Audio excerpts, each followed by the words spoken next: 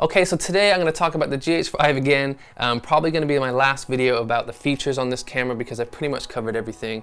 You will see footage from the GH5, but as regarding reviews and things like that, this is probably going to be the last one, but in the link below, I'll give you my full review on the GH5. I wanted to do it in one video, but it was too long and too boring. So today I'm just going to talk about how to set up the custom menu buttons. And basically what I do is in the movie mode, I have it set up of how I'm shooting on this day. And then when I go to C1, this will be 60 frames per second slow motion in camera Ultra HD. C2 will be 180 frames per second. And then C3 will be 50p Ultra HD. That allows me to have autofocus and sound, and I have to slow it down later. So let me jump in the menu and show you how I set it up. Okay, so this gets set up. So we have the menu button on the top as the movie menu mode, and that'll be your first setting of the day. So you jump into the menu, and you want the record quality. Say if you're shooting 25p, 24p, I'm not sure how you want to shoot. Say that's how you want to set it, and you don't want any slow motion, and that's how you want that one. You leave that as is. So now, to set up the custom menu buttons, you don't touch the top, you just leave it in movie mode. And then now, say you want to set it up as 100 frames per second, 180 frames per second.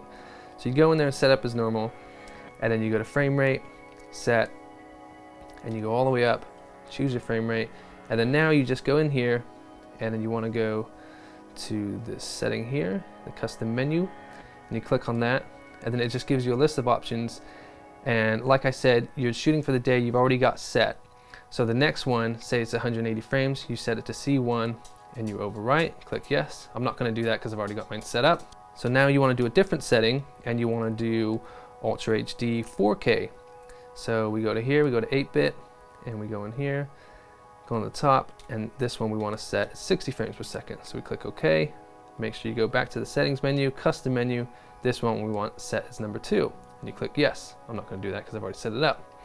So now we go back in again, and we want the 50p mode, and we don't want it to slow down, so we set that one up, and then we choose that in camera. So that way we can do sound in sync with that mode, and we go to the settings, system menu, and we click C3, enter, overwrite, click yes. I'm not going to do it, and then we're good to go.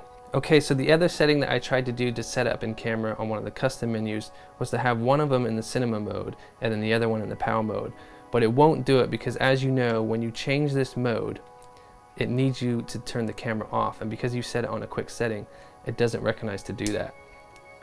So my reasoning for keeping everything in PAL mode is when you're in the cinema mode, there's no option for 50p in camera to slow it down later and to have sound in sync. You can see 50p is going to allow me to have sound and slow it down later in post. So you can have that in PAL mode, and if I go down to change it back to cinema, turn it off, turn it back on. If I show you that menu setup now, see, I don't have any option for 50p in 4096. It just comes up with variable frame rate. Okay, so that's about it for today. I hope you guys like this video. I hope it helps you out. Thanks for watching, and I'll check you next time.